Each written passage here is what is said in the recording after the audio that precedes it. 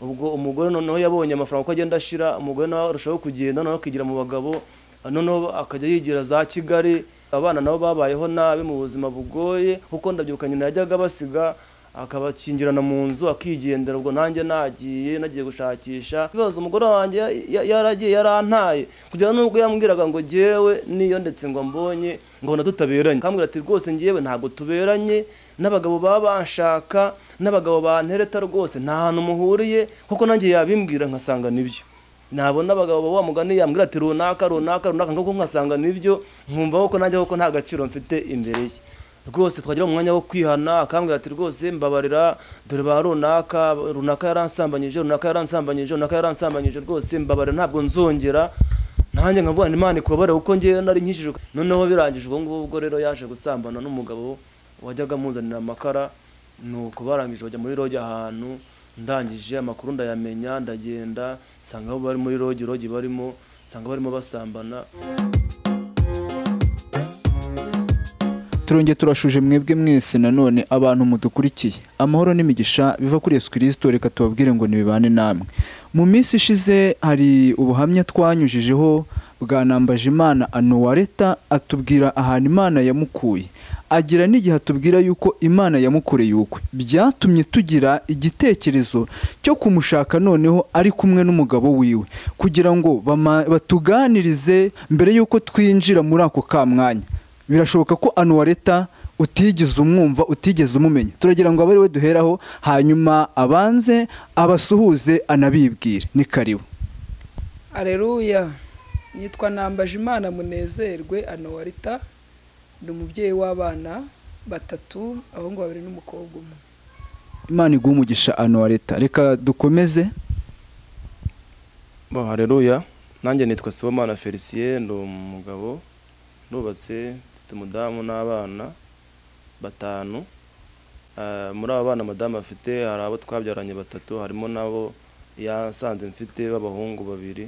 Ubwo dufite abana 5, harimo abahungu 4 n'umukobwa 1. Felicien, tugize amahirwe yo kugira ngo tuganire nawe uri kumwe na Nambajimana Anowareta.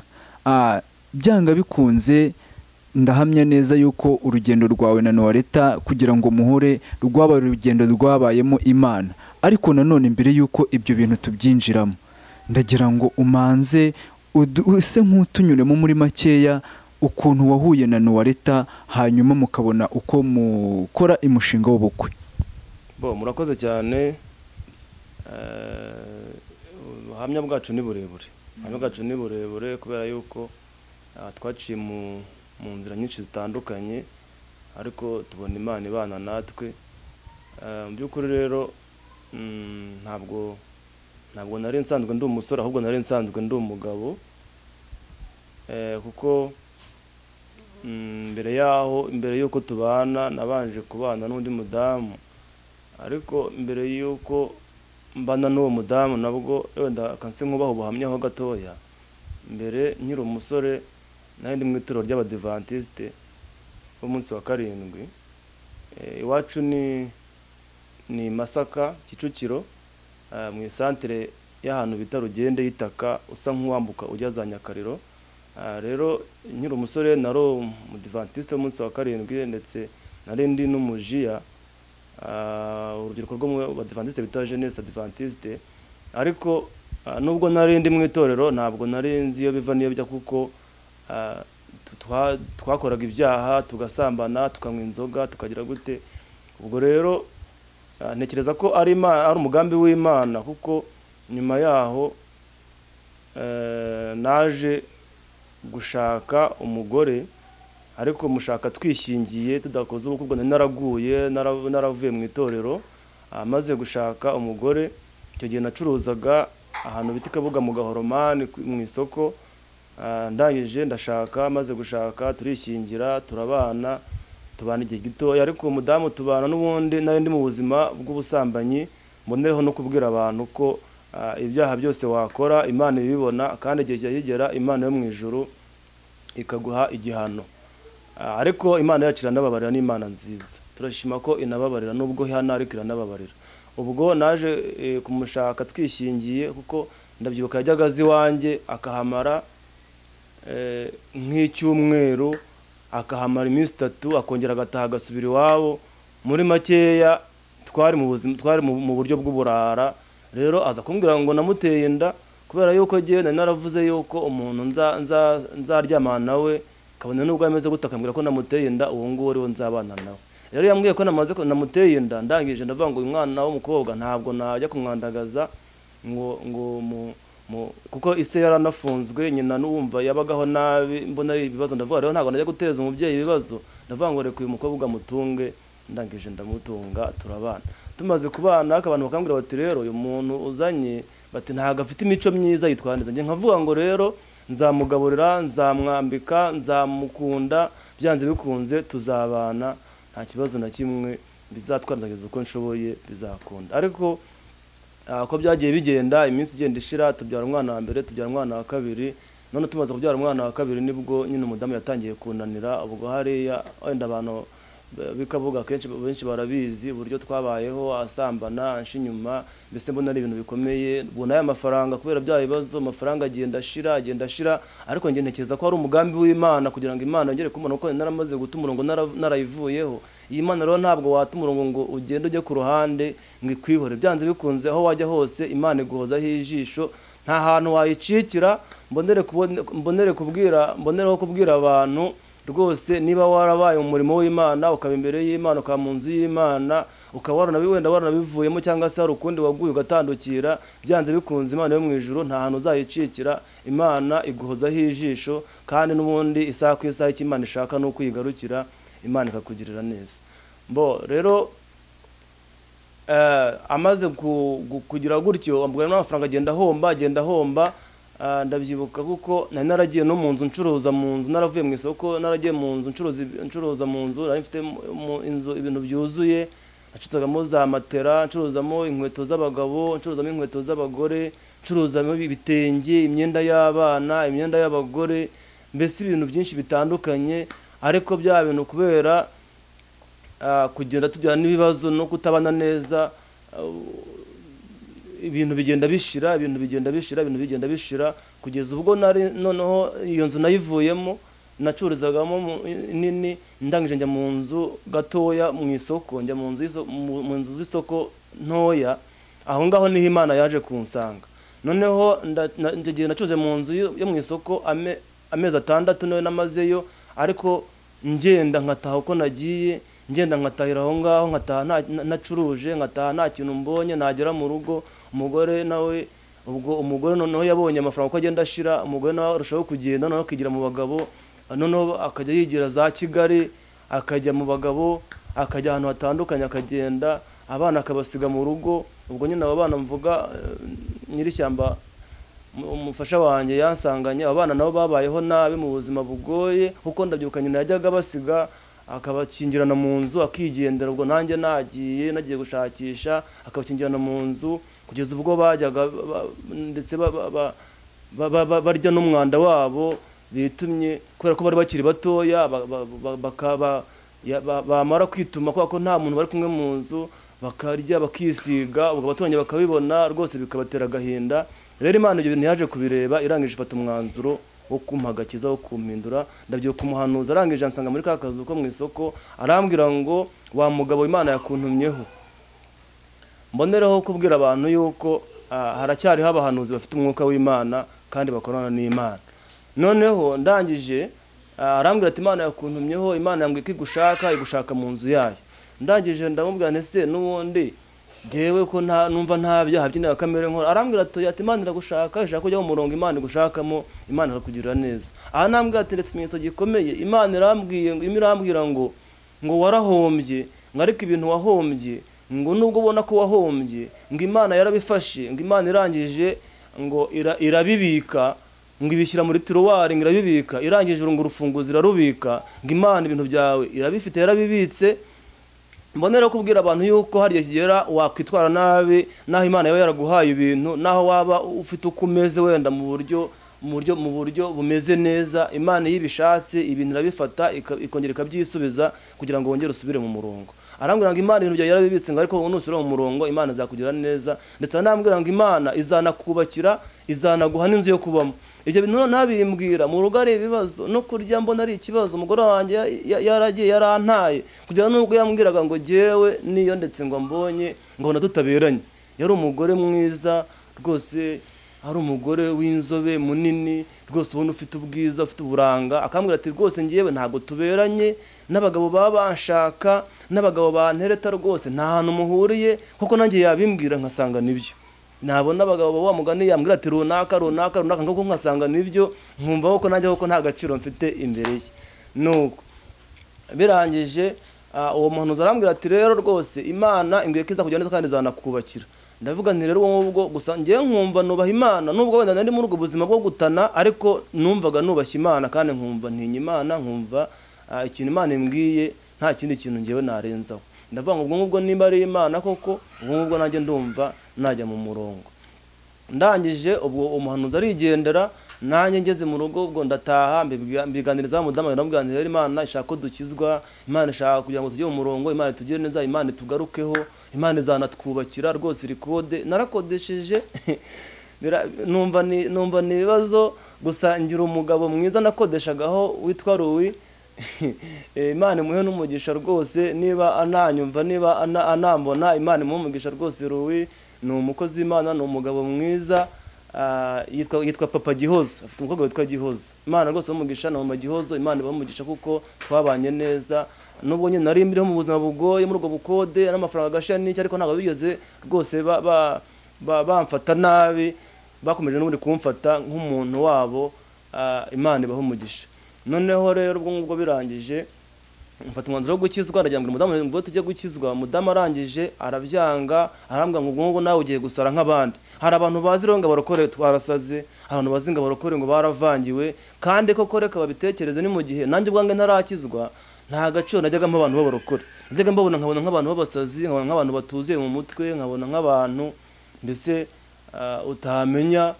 Ariko maze gukizwa nibwo nabonye ko no mu nzu y'Imana harimo abantu bazima, kandi abantu bafite ibitekerezo, kandi abantu rwose b'Imana, kandi uretse n'ibyo ngibyo tuzajya no mu ijuru.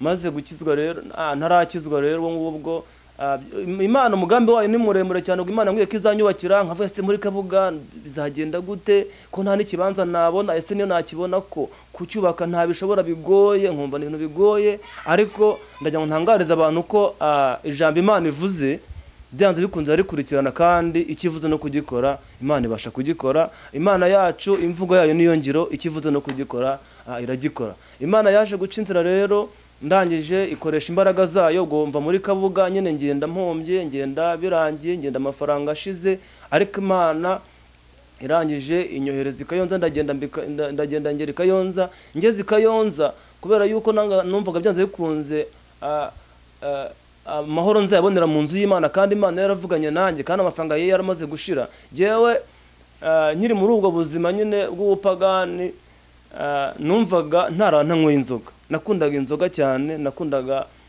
kunywa mitsingi cyane, numvaga ntashobora kuba ntarantanyweye mitsingi. Nakundaga inzoga bita whisky, Boni 7 yo nakundaga kunywa. Numvaga rwose, cyangwa se nkanywa warage ziriya bita hafu zo twanywaga. Ndetse cyane ko nari nanabyibushye, abantu bakavuga ngo iyo umuntu abyibushye ngo kugira ngo agabanye ibinure ngakoresha ngo ziriya nzoga nyine ngo z'amarikeri ngo zigabanya ngo ibinure. Nabyo nasanze ari ukubeshya. Nabyo nasanze ari ukubeshya, ntabwo rikeri zo zigabanya ibinure, ahubwo buri Imana ibishatse, Imana yirabikora. Iyo ibishatse byose irabikora, ntaho bihuriye.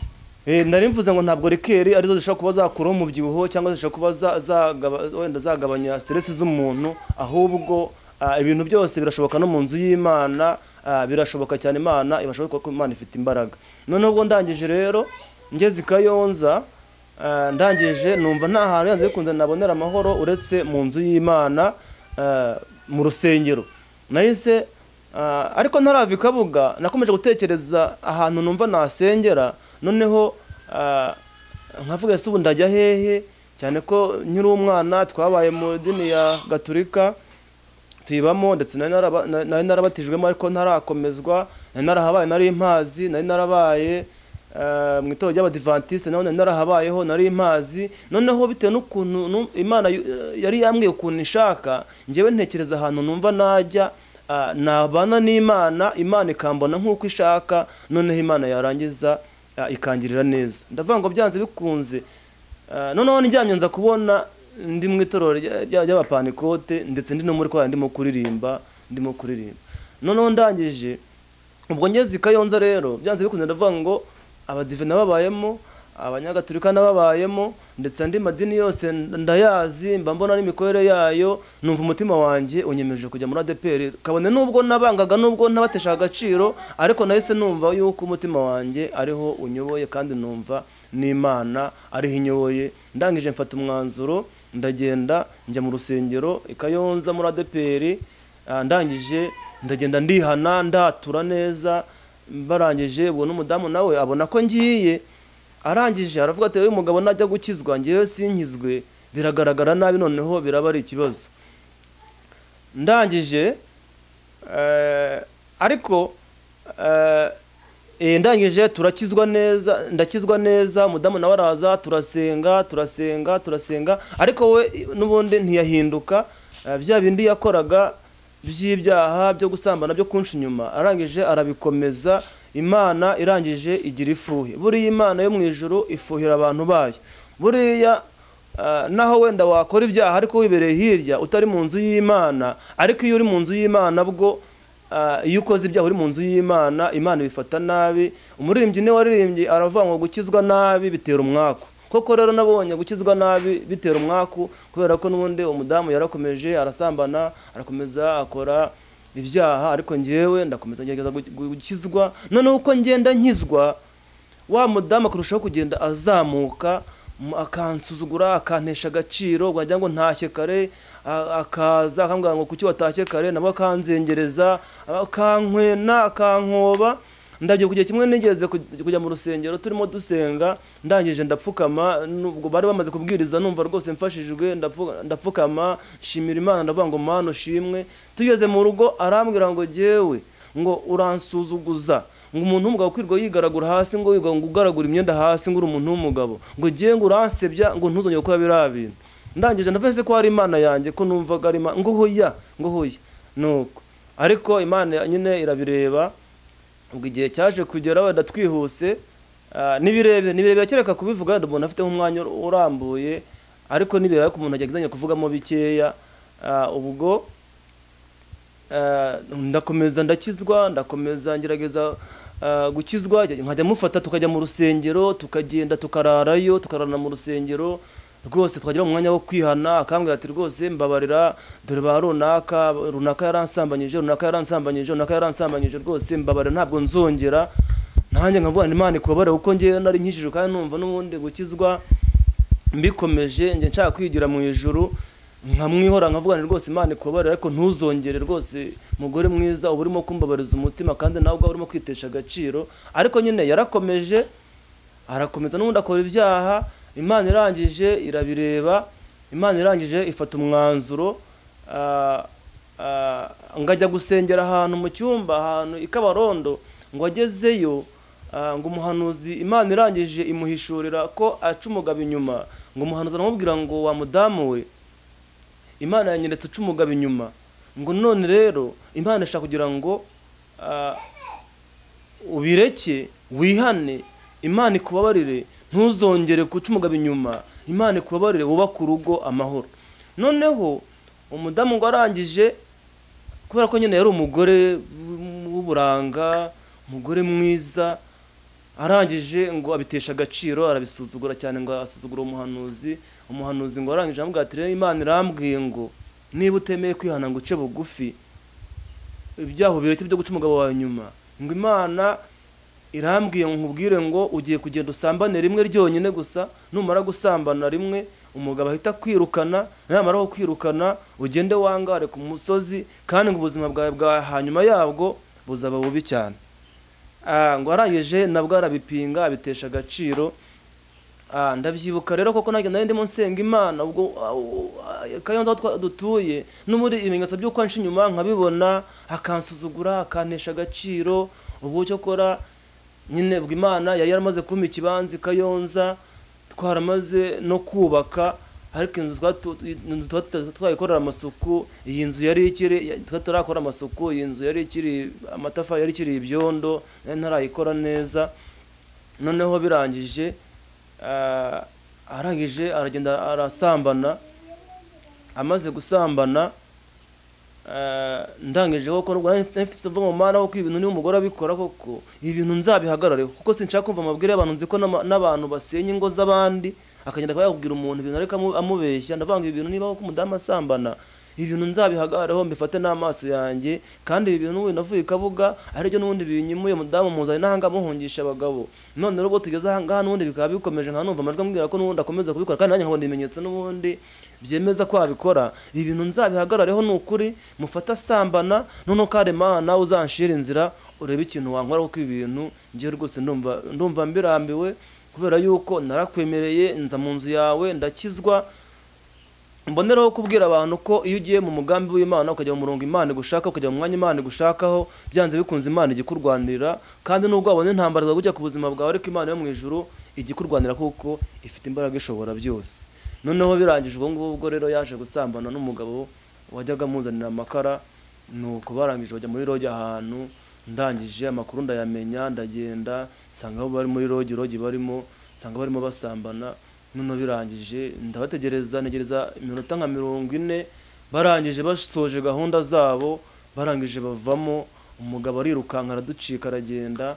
Ndangije ubwo nanjye mbwira Imana, ndavuga ngo Mana umfate, singera ikintu kibi nkora aha ngaha, ufate umutima wanjye, kuko ndashima Imana ko yamfashe, Imana iramfata. Ndangije ubwo birarangiye, umudamu bajya kumufunga. Bagiye kumufunga ndavuga rero mugende kumufunga si wo muti, ahubwo ni mumufungure, jewe ntumeho imiryango, noneho imiryango yacu ubwo ngubwo icyo ikiri bwemeze, ubwo nicyo turi bukore. Ndangije ubwo ndagenda njya kuri polisi. Bukeye bwaho namufashe asambana, bamuraza muri polisi. Ndangije mpita mpamagara imiryango yanjye n'imiryango yabo, baraza. Bamaze kuhagera mbabwira ikibazo uko kimeze. Noneho ubwo kuri polisi nawe yari yavuyeyo, bamuvanyeyo. Ndangije ariko mboneraho no kubwira abantu babana mu buryo butemewe n'amategeko, abantu bagerageze basezerana imbere y'amategeko. Kubera ko nageze no kuri polisi barambwira bati rero n'ubundi umudamu wakuntu wari umutunze, n'ubundi mu buryo bw'uburaya ntabwo byari byemewe.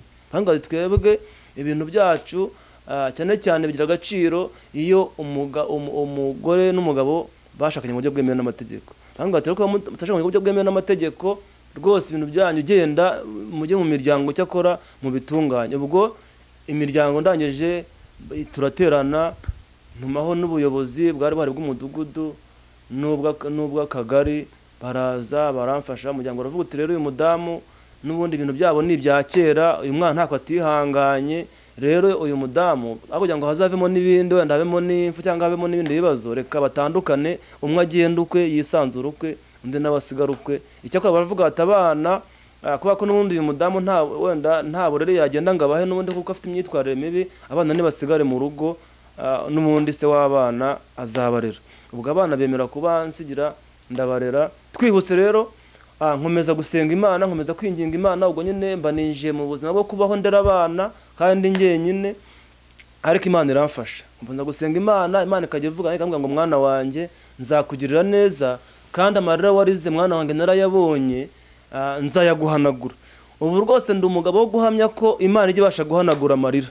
Aleluya!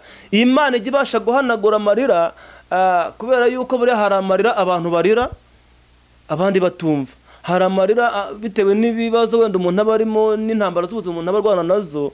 Hari amarira ushobora kurira abantu ntibabimenye, ariko ayo marira yose Imana igiye afata, Imana ikayabika ahantu.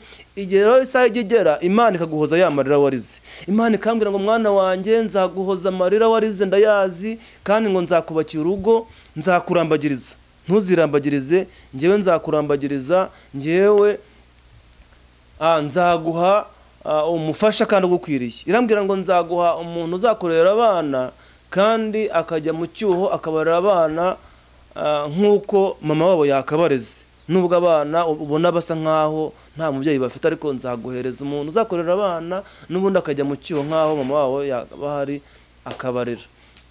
ndangije ubwo nkomeje gusenga Imana, nkomeza kwinginga Imana, ndasenga, nzamuka imisozi za Kanyarira njyayo, njya za Samatare mu buvumo, ndasenga, njya ku mazi za Rusumo, aho ngaho hose twarahasengeye, twarasenze, tujya za Fumbwe, ahantu hatandukanye turasenga Imana, twinginga Imana. Ndagira ngo mbabwire ngo iyi Imana uyishakanye umwete, byanze bikunze iyi Imana urayibona.